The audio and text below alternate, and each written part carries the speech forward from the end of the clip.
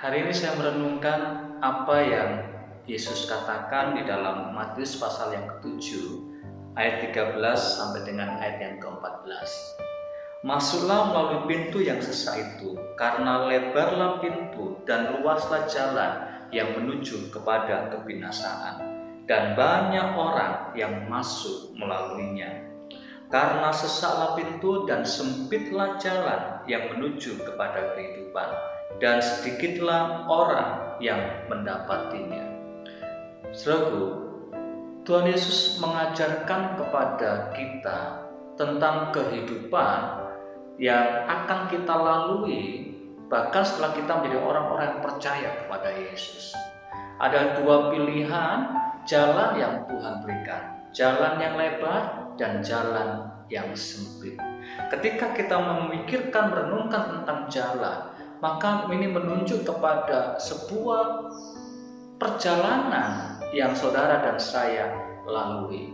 Terkadang ketika kita percaya kepada Yesus, kita berpikir itu adalah sesuatu yang nyaman, sesuatu yang enak. Bahkan banyak orang berkata bahwa enak betul ketika kita percaya kepada Yesus.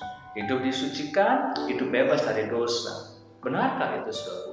Tetapi ketika kita membaca ayat ini, ternyata Yesus memberikan petunjuk, memberikan arahan, memberikan kebenaran yang harus saudara dan saya renungkan, bahwa perjalanan yang kita lalui di dalam Yesus Kristus itu ada dua pilihan, lebar dan sempit. Yang lebar banyak orang yang akan berusaha memasukinya, dan kemudian ada yang sempit yang akan sedikit orang yang akan memasukinya.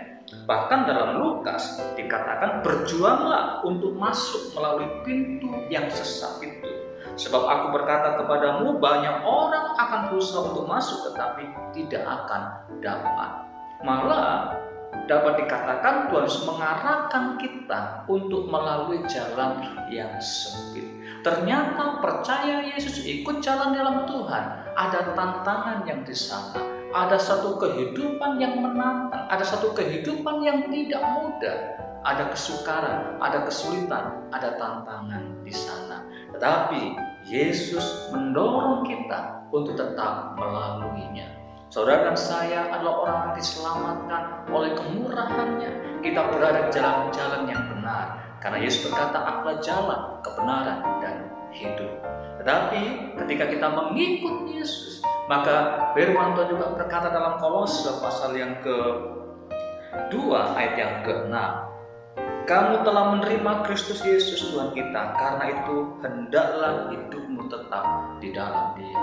Ketika kita tetap di dalam Kristus, berjalan bersama dengan Kristus, kita sedang berjalan untuk melakukan kebenaran-kebenaran firman Tuhan. Saudaraku, ketika di perjalanan ini kita mengalami kesulitan, ketika dalam perjalanan ini kita mengalami tantangan, jangan berhenti dan jangan lari dari jalan ini. Mari kita akan tetap sampai akhirnya perjalanan kita sampai di surga mulia. Kita mulai bersama Yesus, terus berjalan bersama Yesus, dan kita akhiri bersama-sama dengan Tuhan Yesus Kristus. Hanya Dia jalan keselamatan dan hidup yang kekal. Sekalipun mungkin dalam perjalanan itu kita mengalami banyak tantangan dan rintangan, tetap semangat, tetap kuat dalam Tuhan, tetap berjalan dalam jalannya Tuhan. Tuhan Yesus memberkati kita semuanya. Shalom.